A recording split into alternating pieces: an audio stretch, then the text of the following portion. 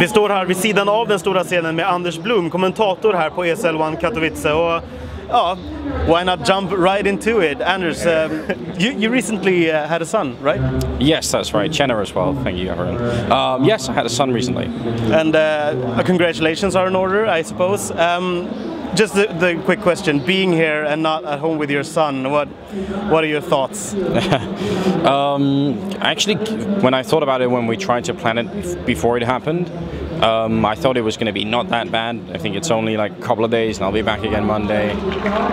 When I had to leave, when I packed all my things and had to leave, it was actually really, really hard. It was really hard leaving. I think that's when it hit me that I'm actually going to be away. So yeah, that's a bit rough actually. Have you named him? Not yet. We have a list of names that we're working towards, and we're not exactly sure yet. So we're still thinking. How probable is it that the name will be Hiko? Hiko. It's really far from any Danish name, but that could be interesting. Casper Cadian? Casper Cade. I think Casper was discarded a while ago. Yeah, it's always tough. It's always tough. All right, so it won't be like Carrigan Bloom. Carrigan. No. We're trying to find names that work in Danish and English both. It's hard. I just thought of a Danish player, Wimp. That's not a good name. Wimp, no. Pimp, neither.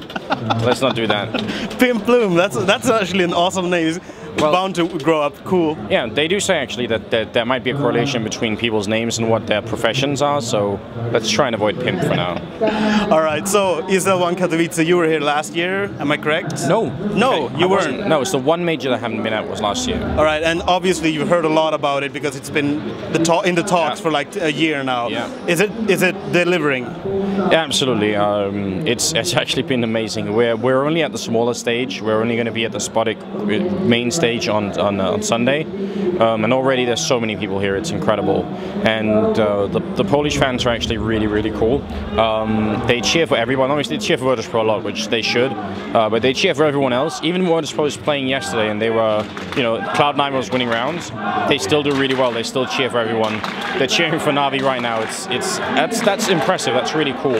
And what's even better at this event is that it's not just Polish fans. I'm meeting people from the UK. I'm meeting people from Germany, Denmark, Sweden, Norway. I've even met some people flying in from Canada to watch a major tournament in Counter-Strike. It's insane. That's a bummer for them. Seeing as Semphis and Shroud got eliminated.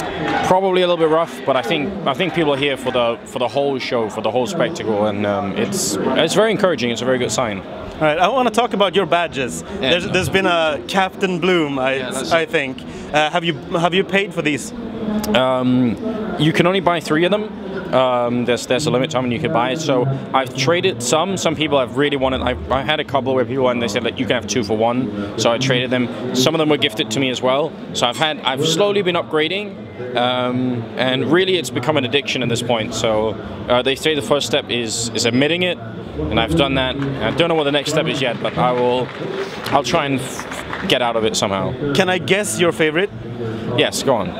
This one is the rarest, right? I am not 100% sure. I mean, the absolute rarest one is this one, but that doesn't count. That doesn't count. But I think actually Inferno and Mirage are fairly rare. I do really like this one. I think it's actually one of the coolest ones. The ones that are non-map specific are fun, I think. And the Nuke one is nice. You like all of them? I do actually. I'm sorry. You're addicted. Yeah, I have a problem. All right, I'm gonna quote you on that. Yeah. Okay, so looking at the tournament, any big surprises for you? Any star moments? Well, you say star moments. I can't bring up any, but I'm really pleasantly surprised by Penta playing extremely well. Nice to see them do so well.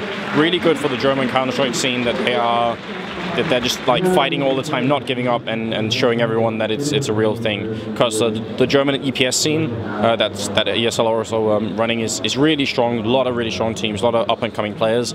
But sometimes they get lost in EPS. They keep playing in EPS and never translate to outside of it. So it's really nice that we're seeing that a lot more now. I love that. Apart from that, I'm trying to think back to what happened on day 1. I mean, surprised that Cloud9 didn't make it through, sadly. But a little bit happy as well that TSM did. You know, there's the one Danish team left that we can count on. Seeing as the person you're gonna name your child after is in that team, Carrigan. Yeah, exactly. Maybe. It's, I'm trying to think. Yeah, I guess I should remind you of the Brazilian team. Brazilian team as well. They're going to be playing Virtus Pro later. What's interesting about the Brazilian team is actually they've been playing really well, even though Fur, who's one of their absolute top players and actually is a complete god at playing the game, didn't have the best day yesterday. Still, they made it through. A lot of credit to them. There was a recent talk going on about them potentially wanting to move to Europe and stay, because even technically they're qualified for the next major tournament. I desperately hope they do. They're incredibly friendly guys, and I every chance I get, I try and talk to them, and they're just very, very cool people. So yeah, I actually have a lot of love for that team. They're worth supporting, and it's nice to see so many people do it.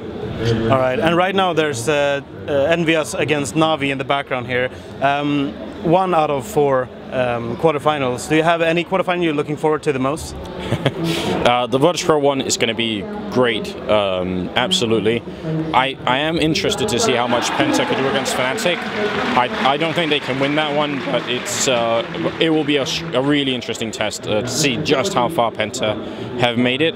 I think the TSM NIP one is going to be the absolute, that's going to be the biggest clash. Absolutely, it's going to be insane. All right, well, looking forward to that, and hopefully you'll be casting it. Looking forward to that too. So once again, congratulations to the fatherhood. Yeah. And thank you for the interview. Is there anything you want to add? I don't know if she's going to see this, but lots of love to my wife at home, who's keeping our baby safe and sound. She's doing a really insane job. So that's maybe a little bit specific. Big thanks to all of you guys at Fragbite as well for cheering us on all the time. And yeah, thanks for the interview. I hope you guys are having a good time here as well.